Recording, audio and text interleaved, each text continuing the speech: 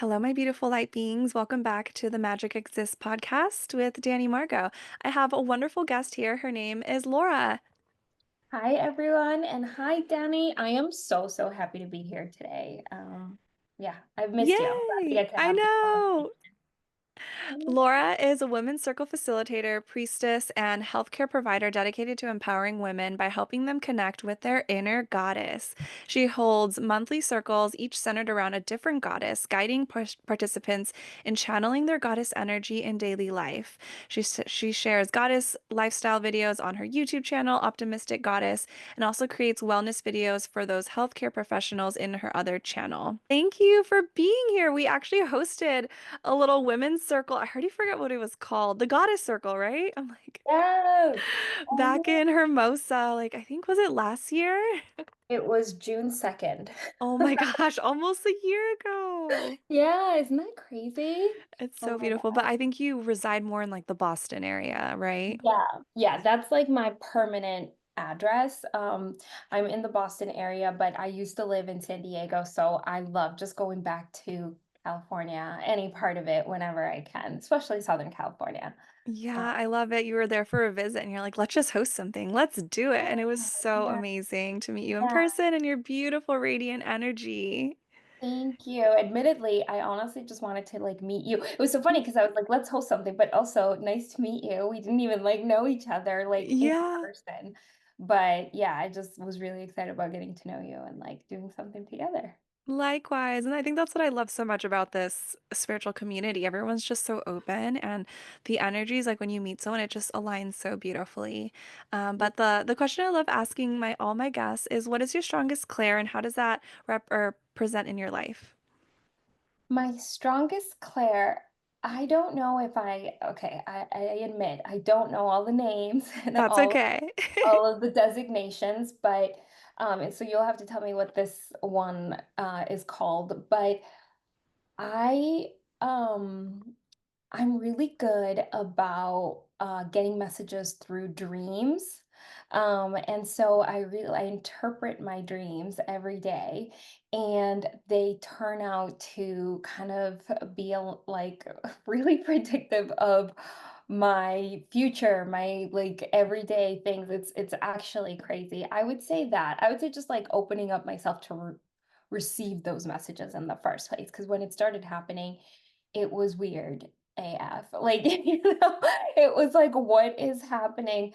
Um, so just allowing for that to come in and not being scared of it and not like sometimes, we look too much into it and that can also not be good. So just balancing that Claire, I guess. That's so cool. I have no idea, but I feel like I breadcrumbs like this always come to me when it's like something I'm meant to like do, and I've been having some really crazy dreams. Like, can you give me an example of like what you see and then how that like becomes predictive? Yes. So there's so many. I don't even know like where to start. But like something that's really prevalent in my life right now is and you've probably seen this on my story. So my dog was diagnosed with cancer Oh my a few gosh. weeks ago. Yeah, he has nasal cancer, and it's this tumor that's growing, and he's losing his ability to breathe, basically. Like his airflow is compromised. He's breathing through his mouth, and it's just really uncomfortable for him. So obviously, like getting these news, it was such like a shock, and it was so heartbreaking. And Absolutely. a year ago, like almost to the date, Donnie, like almost to the date, like it was in April last year. I had this dream in the forest that we always go hiking in with my dog, which, we go there like multiple times a week. And in that dream, he was really badly hurt. He was bleeding, and I was just like trying my best to heal him, but there was nothing I could do. And a goddess appeared. It was Artemis, who's the goddess of the wild, the goddess of animals. And she came and she said, it's time for me to take him back. Like, and I was like, no. Like in my dream, I was like, no, no, no, please don't. Like, no, no, no, no, no, no. And she was like, he was a gift, and it's time for him to come back. And I actually in my dream I threw dirt at her, and I was like, no, like, and she was just very gracious, and she was like, girl, calm down. It's okay. This is just a part of life. He'll always be with you, but not in this form. And you know, and that's just the stage where he's at. Like his time on earth is coming to an end.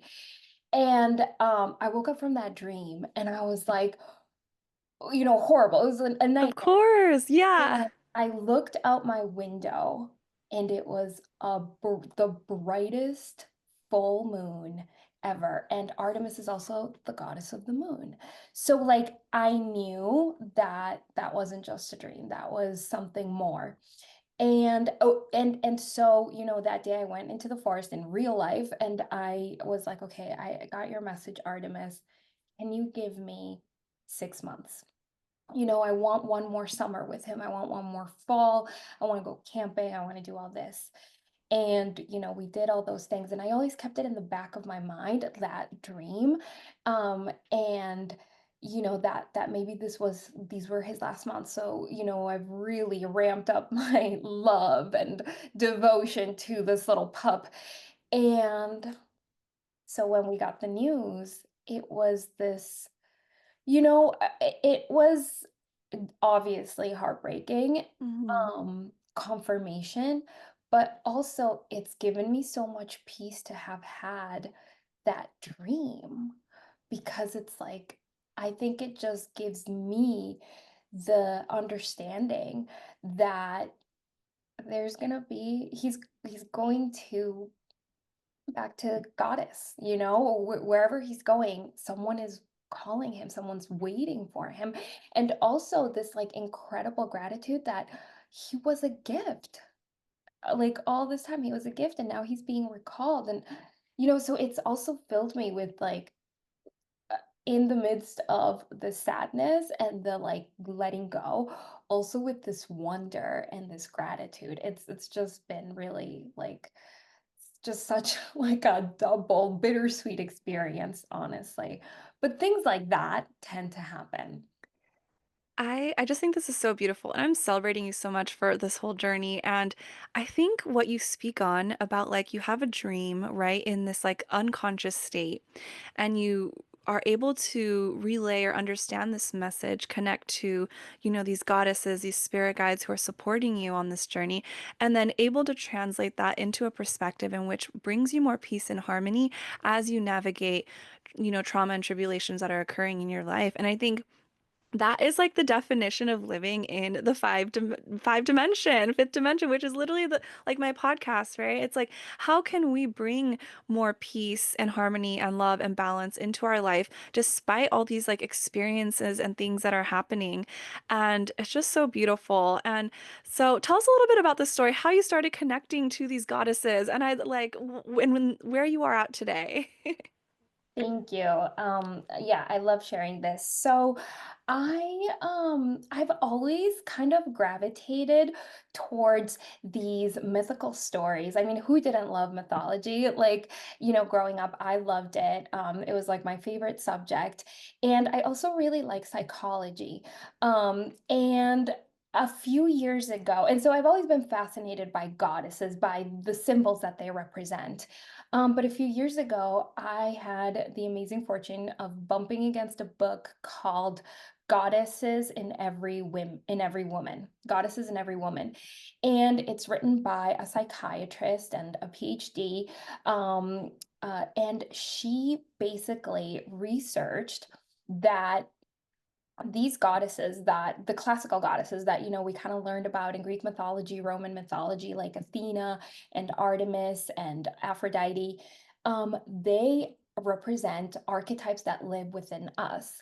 So like the same way that we follow the zodiac signs and we're like, oh, it's Taurus season, this is the energy coming through, or I'm an Aries, so I obviously do this. Well, we actually have goddess like archetypes that we tend to embody. So, you can think of it like archetypes or energy or just certain patterns and behaviors. And I just found that so empowering because I feel like a lot of times we tend to be critical of ourselves or other people tend to be critical of us.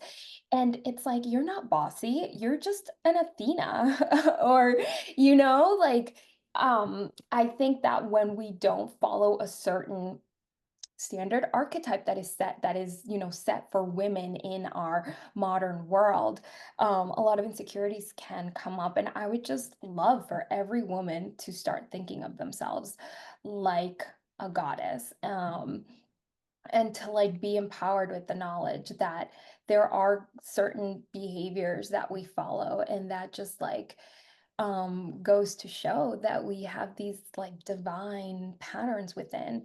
And I think it also just gives a lot of clarity as to the things that we gravitate towards, what we're attracted to, the fields that we want to live in. So, for example, women who are Athenas, they tend to be boss women.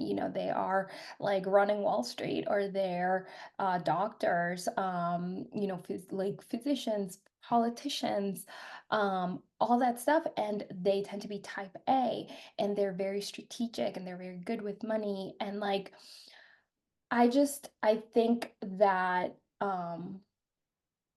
there's just so much to learn. And also, it helps, like, I don't really embody Athena as much as I'd like. So it helps me think, I'd really like to strengthen the Athena within. And I think that sounds to me a lot more exciting than being like, "Oh, I need to get an organization plan," or something like that. So it's just fun. I like to think of my friends like in their goddess archetypes. Like, I will tell you right now, you definitely have a strong Athena presence, which Ooh.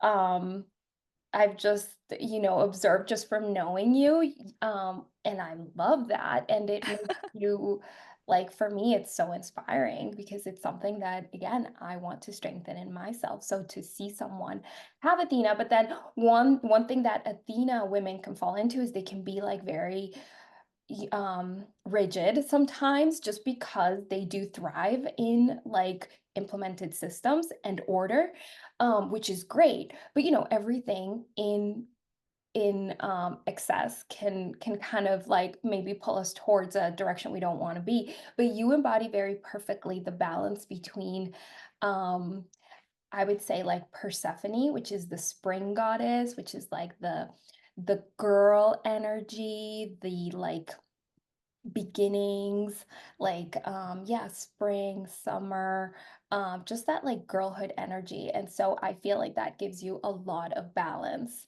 And and it also fits really well.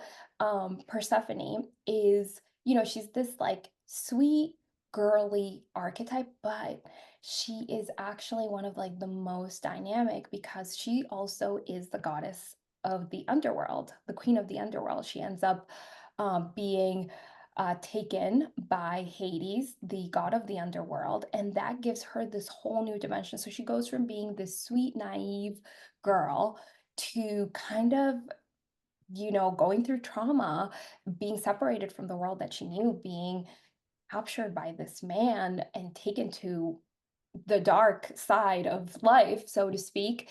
And then she ends up just alchemizing that into wisdom. And she ends up being a guide for others who are in really scary and dark circumstances because she's able to like go really deep and dark, but also surface and be light and sweet and airy. And I feel like you embody that also with the work that you do. So it's really interesting. So I just love to like see all these like little signs and synchronicities. And in my head, I'm like, oh, she's Athena. She's I love that, and that's so interesting. I have not worked with Persephone yet, and I did do like a little quick meditation on with her once through like a mentor like gave me to her or Mhm. put her in the meditation, and it's so interesting because I love the underworld, and literally that's what I feel like I do. I go to the underworld and I transmute shadow into love and light, and it's Yeah. like you can't do that without shadow though. So it's not like shadow is bad, it's good, and so I love it. Exactly, and you're a guide to others. So, yeah, you're like embodying that so beautifully. I But you're love also like, you're also very grounded.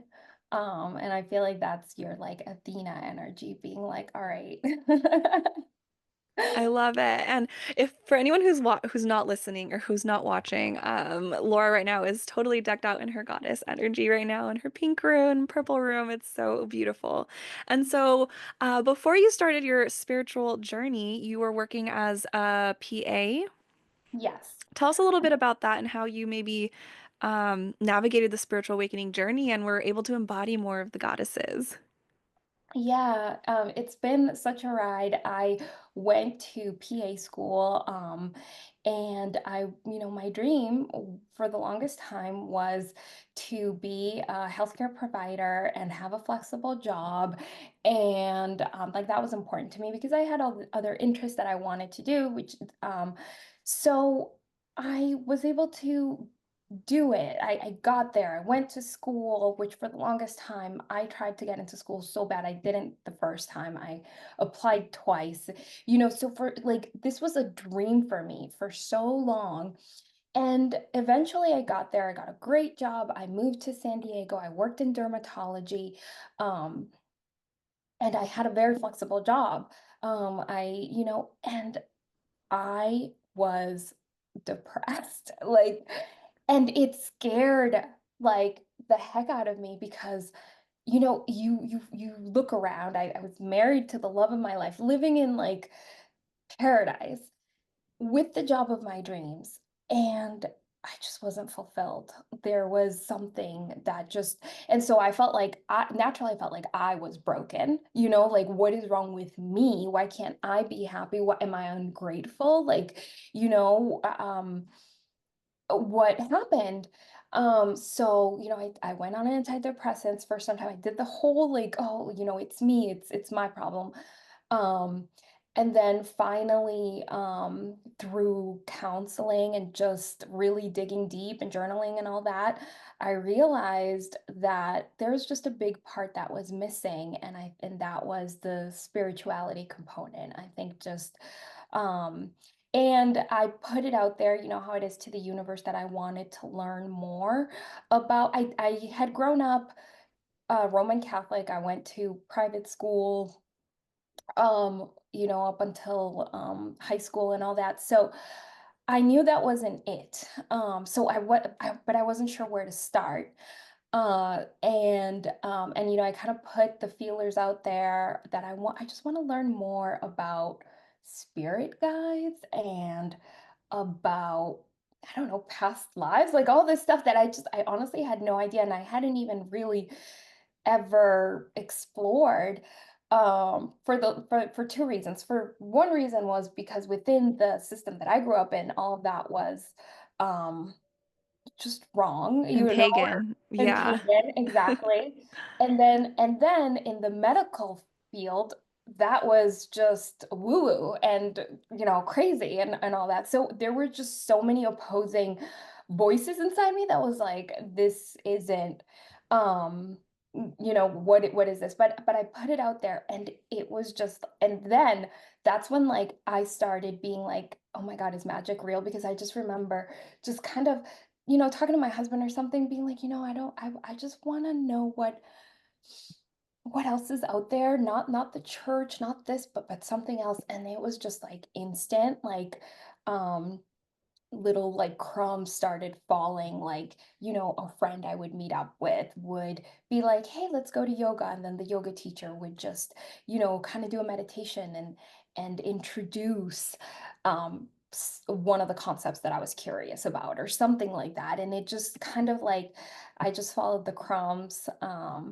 and eventually that led me to taking a break from medicine, because I did feel like at a point there was the PA me, and then there was the magic goddess focus to me, and I felt like they just couldn't coincide. They couldn't coexist.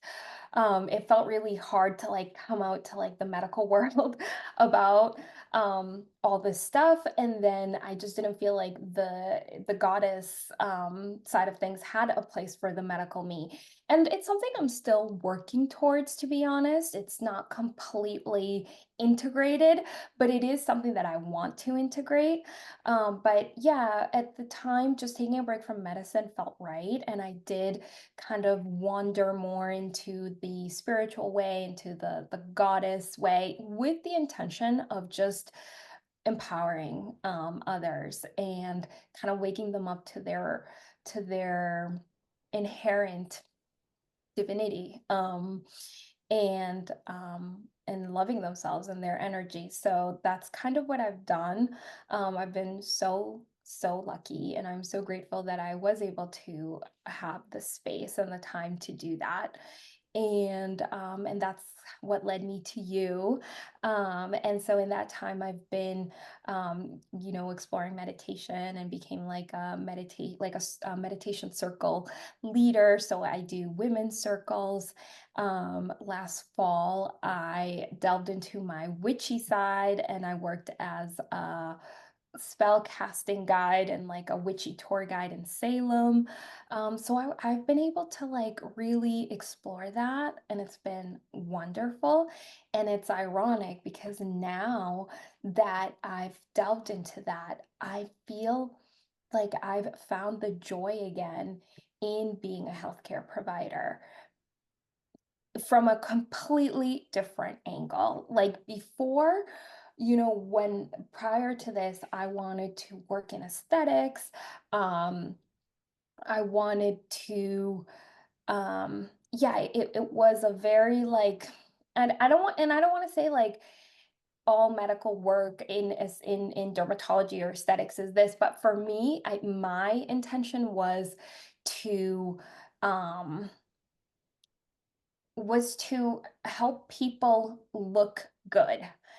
And I think that now, and which is great, like it's really important, and looking good helps us feel good. But from now, like the reason I want to go back to medicine is actually to help people feel good, which is really what the beauty, or what working as a healthcare provider is all about, or should be all about, right? But it's not always that way. And so now I'm kind of going at it from a different perspective, going for fields in medicine that I would have never gravitated towards, like palliative care or something like that, which before it just wouldn't even have been of any interest. So it's been kind of like this big loop, and I'm now excited to be back in medicine while also growing my YouTube and my social media, and like still spreading that goddess love out there. I absolutely love that. And quick question, though, what is palliative care? Just So curious. yeah, so that's care for like usually end of life. It's usually like comfort measures. So Wow. yeah, so like people who are undergoing cancer treatment, or have finished their treatment, and now they just kind of in that end stage of life. Yeah, That's so usually. beautiful. And Yeah. I love that you are saying that you needed that time away from medicine, from your work to really dive deep within yourself and explore all these other things. And it's like, so, you speak about how grateful you are to have had that opportunity. And now you're moving back with more intention, with more devotion, and like with more openness, and for medicine and all the beautiful things. And I'm curious because you talked a little bit about Salem and Yeah. you were a little, I think you said a casting witch. And so I've never been, and it has been somewhere I've wanted to go. And I'm curious how that was for you. Yeah, that's a great question. It was great. It was a really, really great experience. I'm so happy I did it. It was really powerful to introduce a lot of people to what witchcraft really is about. Because I think a lot of people go to Salem, or go, into witchcraft thinking it's this dark, um, mysterious force. And actually, witchcraft is all about connecting with nature, really, using plants and using our intention and believing in our power.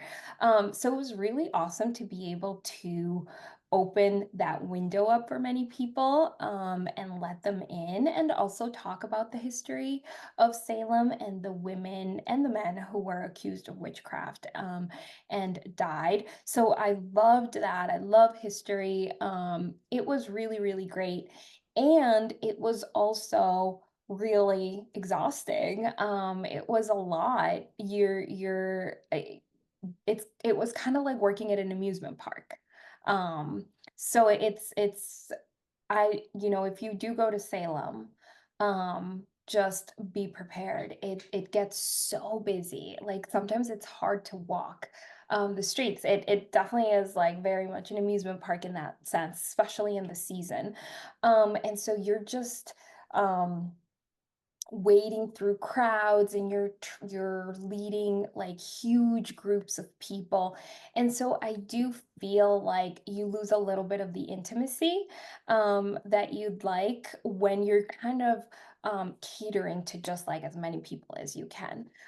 But that being said, again, you are able to reach a lot of people. And so that experience was good in so many ways because it also helped me lose the fear around talking about magic and women and goddesses and all of that. Because if I can do it in person for hundreds of people per day, then I can certainly record a video and put it out there, like by myself in my office. So it just it opened up that door for me. So it was a very, very like educational experience. And I really enjoyed it. That's so beautiful. And were most of the people who went to Salem, were they people who just like knew the history and they just wanted to check it out, or were they like really actually into witchcraft and just wanted to feel the energy or the vibe? Oh, it was a bit of both. Of some people go every year. They just really helps to get into like that Halloween spirit. A lot of people, it's their first time and they're super into it. Some people like travel from really far away from areas of the US where like you can't, that type of culture is just not as prominent. Like I had someone from one of the southern states, I forget exactly where, and she was saying that for Halloween, like she worked as a teacher, you can't even they don't even call it Halloween. They call it like dress up day or something. That's wild. Isn't that crazy? And she was saying how like this is like a big like um moment for her to explore that she'd been interested in a long time, but she like didn't really have the ability to explore it as much. So you kind of get a little bit of everything, and then you get people that are actual practicing witches. And again, they go all the time. So it was really cool. I would definitely have people that knew a lot more about spellcasting than I did in my groups, which was always like fun and a little bit intimidating, but it was fun because I always learned something.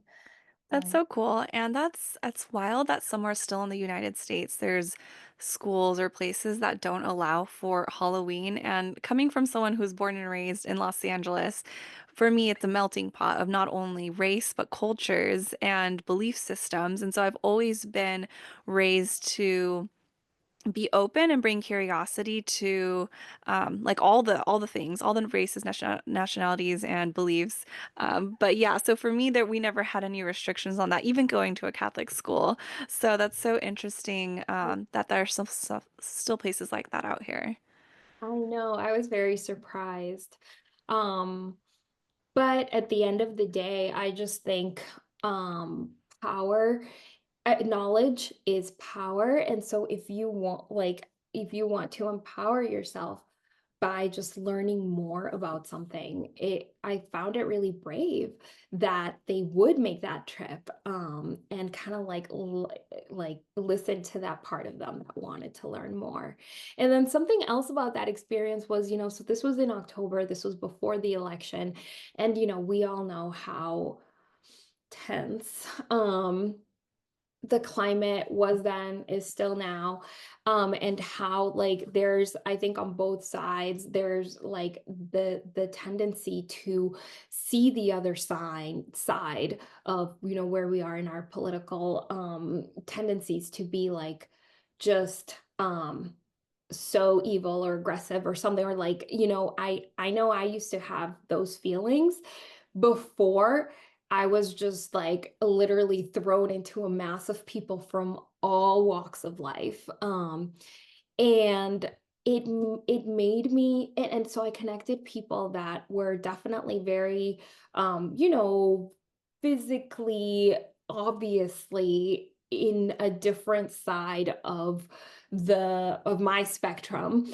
And you just walk away also just connecting over the fact that we're all people and we really are all trying our best despite our fears and our conditioning and all of that. And it just allowed me to see people as people and kind of lose that fear or even that like disdain or that hate for the others or for the people that didn't think like me that I felt were threatening my rights or my, you know, my world, because I somehow these people also felt that people like me were are threatening them, you know, and it was just like what a coincidence that we just happened to be learning about witchcraft and the fear that was it like rampant during those times, the fear of the other, right? Those that didn't look like us or behave like us or talk like us. And so it was just like really powerful too. It was a really good experience. That's so beautiful. It's as if like the 3D goes away a little bit when you tap into spirituality. It's like the Mm. oneness, right? That we're all part of the fabric of existence and we Yeah. are all, you know, the divine is within all of us. We just have like different ways we were raised, and if we're open to seeing that, it's so beautiful. If Yeah. someone is going through like a spiritual awakening and trying to figure out, you know, really their purpose and like all those beautiful things, is there a goddess that you would recommend someone maybe tuning into or exploring? Ooh, I love that. Um, that's a really good question. Well, I think it would help to evaluate yourself and just find maybe who your goddess archetype is and who you tend to lean more towards. I think that would be a great place to start and maybe see if that can answer some of your questions. And usually, I will say, we usually embody more than one goddess. Um, usually multiple, and at different times of our lives they tend to change, to shift, but I think just starting out with like, let's see, who would I, which goddess would I embody, and looking at their patterns, at what motivated them, what drove them, might help to answer a lot of questions. So for example, a woman who is an Artemis archetype. Artemis, we spoke of, is the goddess that I encountered in the woods in my dream. She's wild. She's so independent, but in a different way that Athena is. Like, you know, Athena is strong and independent and organized. Artemis is too, but she's like rogue and she needs her freedom. She is again the goddess of the wild things, of the moon. She's very feminine, but she also embodies this ferocity in her, and she's a huntress, and so she loves to hike and she loves to take off and travel the world, and she doesn't necessarily want to get married and have kids. Her dream may be to start a business or to start a community or to just travel the world and write a book, and she is like fiercely committed to that. um and these women tend to be like forces, you know, like really like they're just but I feel like a lot of times society can miss doesn't know what to do with them, because they may not, again, they may not want to get married, they may not want to have kids, they may not want everything that the traditional woman is, supposed to do or to want. And so they can feel a little bit lost. And so I would say just that would be a really helpful way to start. I think the one goddess I remember is Aphrodite, and she's like of love, right? Or something like that. Yeah, yeah. So I love Aphrodite. Aphrodite is also very independent, also such a force. And women who embody Aphrodite, they their their mission or their goal is in having experiences that really stir up emotion, so passion. They're all about creating. They fall in love easily, and they create beauty everywhere they go. And Aphrodite women tend to be very sexual naturally, very magnetic. And I think that's also an archetype that is often misunderstood, because, again, in society, women who are overly sexual are not are again misunderstood. And so these women can also feel a little bit lost. They may not want to, again, do get married, have kids. They may want to have like lovers in different places of the world and create art. Um, and again, start businesses. Like, creating art can look like in so many ways, but that tends to be what drives them.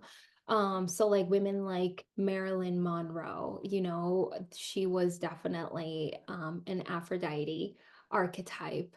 And yeah, and so the world tends to sexualize them. But I think it's really important as an Aphrodite archetype to just know your value and not accept what society tells you that you are or anything like that. Because that's really where your power is.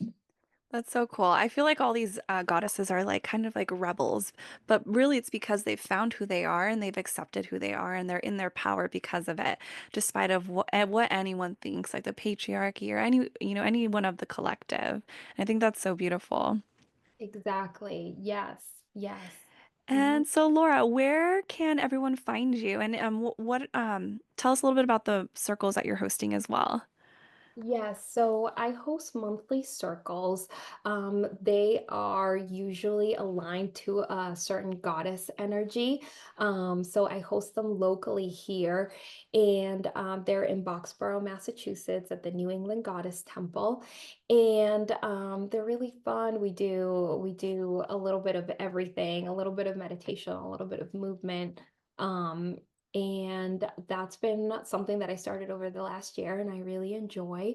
And I am thinking of a way to bring those online to make those more accessible. So I have recorded a few goddess circles that I've put on YouTube, and they're basically like a long guided meditation, and there's space for journaling, and all that. So eventually, I think it would be fun to share those. But right now, I'm on YouTube as Optimistic Goddess, and same on Instagram and TikTok. Optimistic is the mystic is with a Y. So that's kind of like just the perfect play on words for me. And yeah, that's where I'll be. So beautiful. Thank you so much, Laura, for coming and co-creating this beautiful space. I think everyone has a little bit of goddess in them, and to hear this will hopefully activate that part of them to stand in their power and really be the goddess in their life. Thank you so much for having me, Dani. I love any conversation with you, and especially when it has to do with goddesses. So this was really fun for me. Thanks.